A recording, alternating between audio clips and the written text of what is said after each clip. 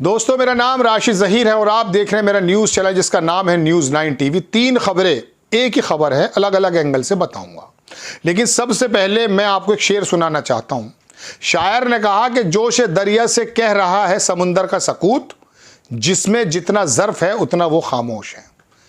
जोश दरिया, जो लहरें शोर मचाती हुई आती हैं समंदर की, और समंदर का सकूत वो खामोशी समुद्र के नीचे की कि अगर वो उफान पर आ जाए तो जोश दरिया की आवाज़ें बंद हो जाएंगी और तबाही ज़्यादा आ जाएगी।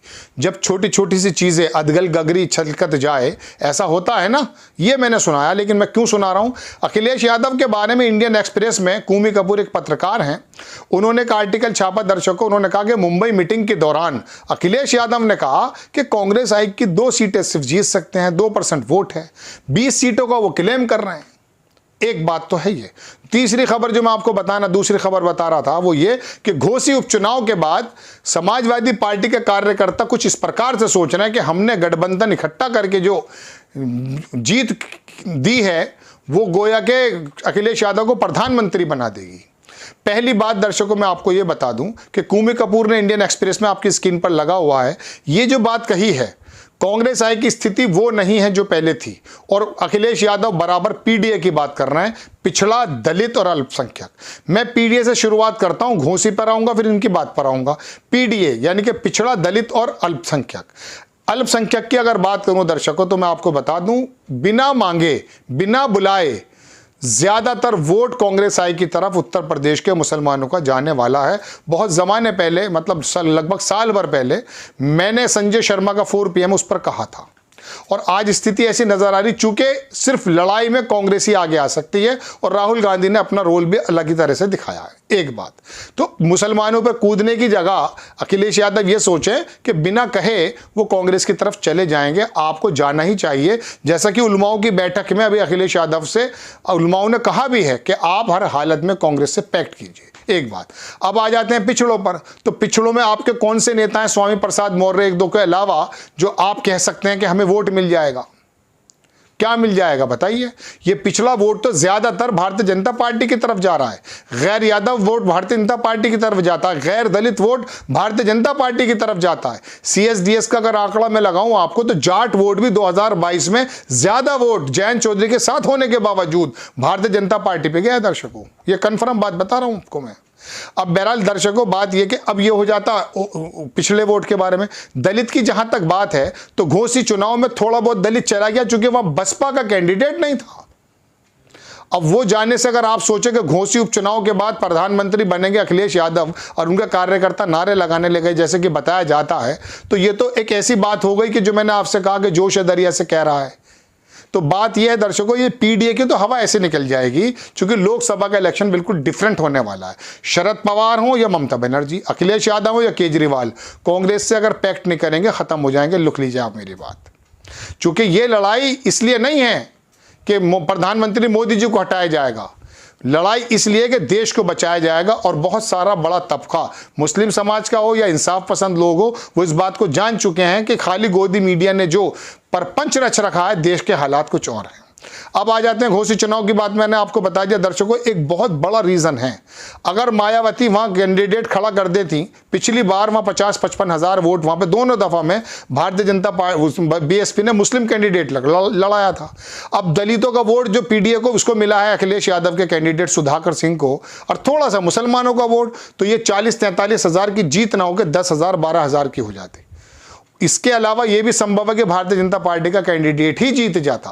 लेकिन सबसे बड़ी वजह, मैं आपसे शुरुआत से कहता हूं, इसकी वजह जीतने की यह है कि अखिलेश यादव ने क्षत्रिय, जिसकी 40,000 वोटें हैं घोसी उपचुनाव में, क्षत्रिय सुधाकर सिंह को लड़ाया। उसमें 2 फायदे हुए। एक तो अखिलेश यादव की पार्टी को फायदा हुआ, दूसरा फायदा यह कि जो क्षत्रिय ठाकुर वोट जाना था भारतीय जनता पार्टी पे, कम से कम 10 से 15 हजार वोट कैंडिडेट की वजह से वो भारतीय जनता पार्टी का कम हो गया।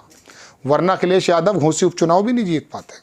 हालांकि पिछली बार भी जीता था, लेकिन पिछली बार की स्थिति दूसरी थी, चूंकि आपको पिछला वोट बहुत ज्यादा मिला हुआ था।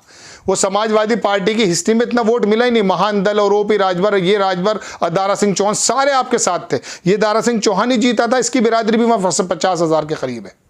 तो दर्शकों बात यह है कि यह है वहां घोसी उपचुनाव की पूरी बात। अब जैसे एक चुनाव छोटा सा जीतने के बाद अखिलेश यादव के दिमाग में यह बात आ रही कि मैं तो बोहा का राजा हूं, तो अभी 3 या 4 चुनाव कांग्रेस जीत जाएगी। वो शायद तेलंगाना में भी टक्कर दे रही, छत्तीसगढ़ उसका लगभग जीता हुआ, मध्य प्रदेश उसका जीता हुआ है, और हो सकता है राजस्थान में भी बाजी पलट जाए। उस समय क्या उसके भी कॉन्फिडेंस ऐसे हो जाने चाहिए। वो कर्नाटक जीत के आई है, वो हिमाचल जीत के आई है, उनकी आवाज़ में तो नरमी है।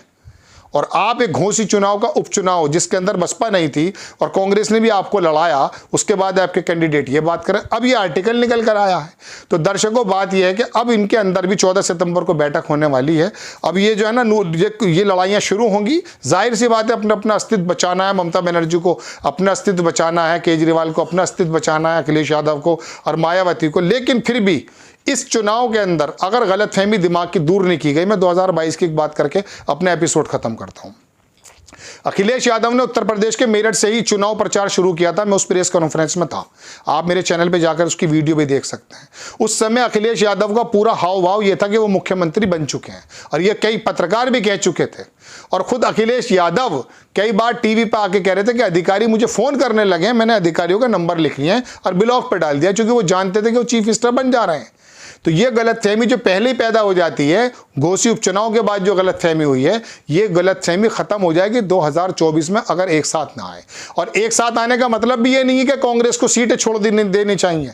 मैं कई बार बता चुका हूं, कच्ची पक्की सीटों का अलग अलग तरीके से एक मैथमेटिक्स बिठाया जाए कि कहां पर हम मजबूत हैं, कहां कमजोर हैं, और कहां कच्ची पक्की दोनों एक साथ हैं। उस हिसाब से हर जगह कहीं लड़ना है तो चुप रहना है, कहीं ऐसे लड़ना तो बहुत ज्यादा बोलना है, कहीं चुप रह के हार जाना है, कहीं बोल करके जीत जाना है। इस प्रकार से होगा, वरना जो कांग्रेस का वोट है ना, परंपरागत वोट, वो सारा भाजपा में चला जाएगा जब उनके सामने कांग्रेस का कैंडिडेट नहीं होगा। जैसा कि आपने देखा होगा 2017 में हुआ है, 100 सीटों पर कांग्रेस आई का कैंडिडेट थे, 300 सीटों पर नहीं थे। तो वहां का पंडित वोट कहां जाता जो 5000 वोट देना चाहता था कांग्रेस को? वो समाजवादी को तो नहीं देगा किसी सूरत में भी। पंडित वोट समाजवादी को क्यों देगा वोट, बताइए आप मुझे। नहीं देता वो। जैसे बनिया नहीं देता है समाजवादी को, जैसे मुसलमान भाजपा को नहीं देता है, ऐसे पंडित भी नहीं देते हैं। क्योंकि पूरब में चले जाओ तो गुंडों की पार्टी से मशहूर है। वहां दलितों ने वोट पूरब में इसी 2022 में समाजवादी को इसलिए नहीं दिया दर्शकों, चूंकि वहां यादव बाहुबली है, वहां पर वर्चस्व है उनका। खैर, बहुत सारी खबरें इकट्ठी हो गई। बात यह बताना चाहता था कि अखिलेश यादव की यह महत्वाकांक्षा कहीं उनकी पार्टी के लिए नुकसानदायक ना बन जाए। उत्तर प्रदेश के समीकरण इसी तरह से बन सकते हैं जैसा कि ये मैंने आपको बताया, और लोगों का भी राय यही है। आपको खबर कैसी लगी अपनी राय कमेंट्स बॉक्स में जरूर दीजिए। चैनल को सब्सक्राइब कीजिए, शेयर कीजिए। नेक्स्ट टाइम मैं किसी खबर के साथ आता हूँ। जय हिंद।